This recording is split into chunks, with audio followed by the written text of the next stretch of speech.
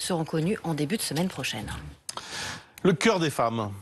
Je ne sais pas à quand remonte ma dernière visite chez le médecin, nous écrit Coralie. Et visiblement, je ne suis pas la seule. Je me sens bien. Alors, quel est le risque ?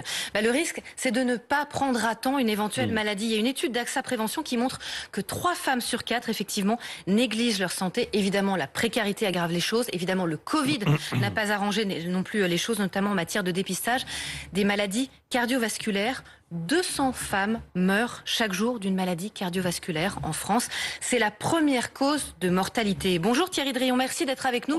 Vous êtes le cofondateur d'Agir pour le cœur des femmes et vous lancez justement une grande campagne de prévention avec ce bus, le bus du cœur. Après Lille et Marseille, il vient d'arriver à Avignon.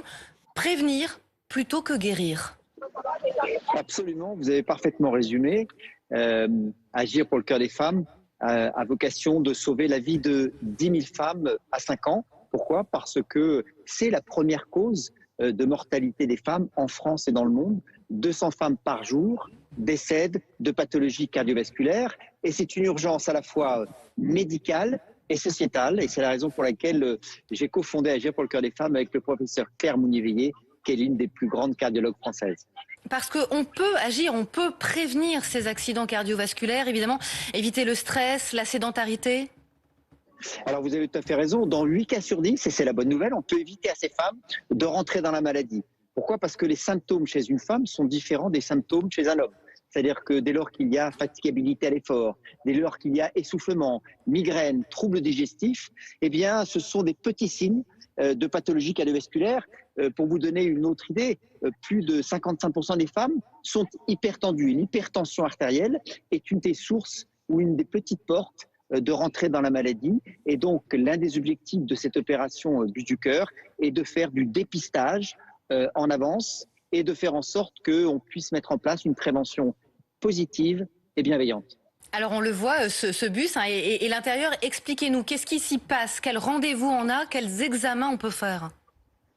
Absolument, aujourd'hui nous sommes à Avignon, nous étions comme vous l'avez rappelé à Lille qui a été le grand lancement, Marseille, nous serons prochainement à Saint-Étienne et à La Rochelle et cette opération itinérante qui est une opération à la fois nationale et internationale prévoit de faire 20 villes l'année prochaine et on ira jusqu'à 80 villes en 2025. Alors dans ce bus, eh bien, vous avez des professionnels de santé mobilisés, à la fois des cardios, à la fois des gynécos, parce que la cardio-gynéco est quelque chose de très très importante, et les phases de plus grande sensibilité pour les femmes accompagnent leur vie hormonale, c'est-à-dire la première contraception, la première naissance, et puis la phase de préménopause.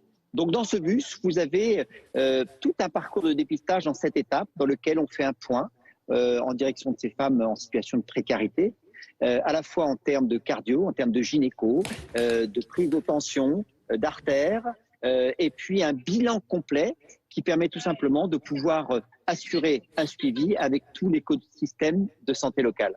Et c'est bien sûr gratuit. Et c'est bien évidemment gratuit parce que vous l'avez rappelé tout à l'heure, notre vocation, c'est d'aller en direction de ces femmes en situation de précarité.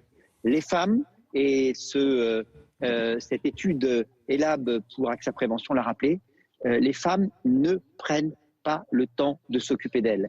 Les super mamans, les super nounous, les super professionnels, les super épouses, les super font que eh bien, ces femmes ne prennent pas soin d'elles et qu'aujourd'hui, face à ces pathologies cardiovasculaires, il y a urgence. Et cette maladie ne touche pas que les hommes. Aujourd'hui, c'est la première cause de mortalité des femmes.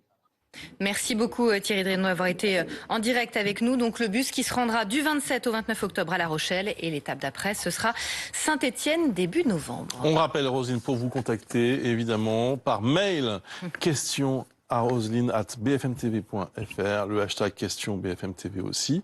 C'est tous les jours à 11h30 et ça permet évidemment de répondre à toutes les interrogations que vous pouvez avoir sur l'actualité. Merci encore Roselyne, à demain. Une petite mosa, je dis quand même que j'ai reçu